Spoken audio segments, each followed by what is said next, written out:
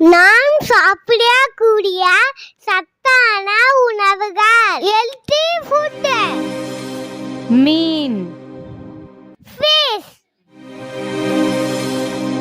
முட்டை, எக்,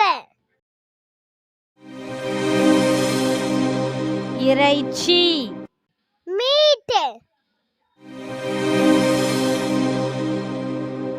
பால், மில்க், நிலக்கடலை, நட்ஸ், சாதம், ரைஸ், சாம்பார், சாம்பார், சுண்டல், சுண்டல்,